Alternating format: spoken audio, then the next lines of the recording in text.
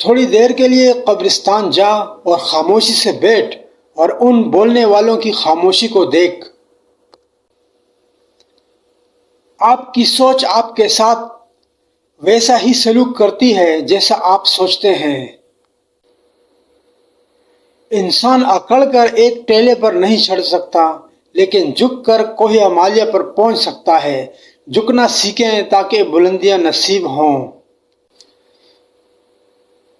رشتے اور تعلق نبھانا ایک فن ہے جس کے لیے انسان کے پاس دولت کا ہونا نہیں بلکہ احساس کا ہونا لازم ہے۔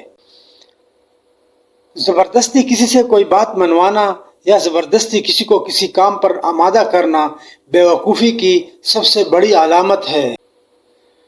ان لوگوں کے ساتھ ملیں جو آپ کے مستقبل کے بارے میں بات کرتے ہیں، ان لوگوں سے دور رہیں جو آپ کے ماضی کے بارے میں بات کرتے ہیں۔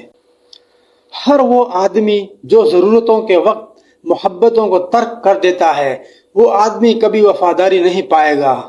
وفاداریاں زوال پر نبھائی جاتی ہیں، عروج پر تو خواجہ سرا بھی ناچنے آ جاتے ہیں۔ ناشکرا بندہ ہمیشہ ناخوش ملے گا، جبکہ شکر گزار بندے کو جب بھی دیکھو گے خوش باش نظر آئے گا۔ صبر کرنا اور قدر کرنا نصیب والوں کے حصے میں آتا ہے، کیونکہ صبر آپ کو ہیرا بناتا ہے اور قدر کرنا ہیرو سے ملواتا ہے۔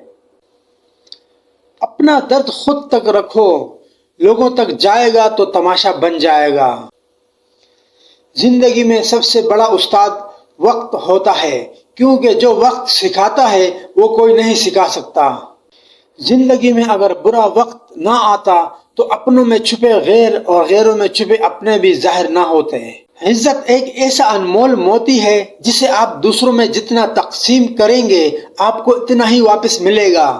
ہمیشہ اتنا خوش رہیں کہ دنیا پریشان ہو جائے۔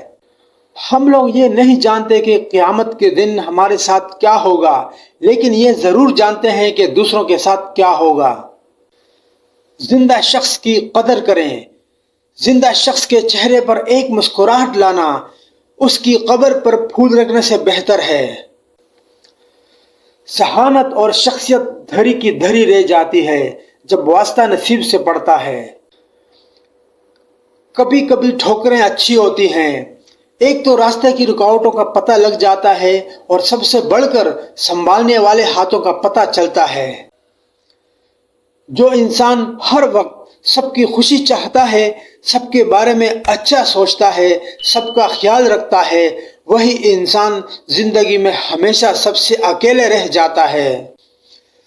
وقت جب فیصلہ کرتا ہے تب گواہوں کی ضرورت نہیں پڑتی۔ سب سے مہربانی سے ملو، کیونکہ ہر شخص اپنی زندگی میں کسی جنگ میں مصروف ہے۔ چھوٹی سی زندگی نے بڑا سبق سکھایا، رشتہ سب سے رکھو لیکن امید کسی سے نہ رکھو۔ سنا تھا روز قیامت کوئی کسی کا نہیں رہے گا، مگر یہ معاملہ تو دنیا میں دکھائی دے رہا ہے۔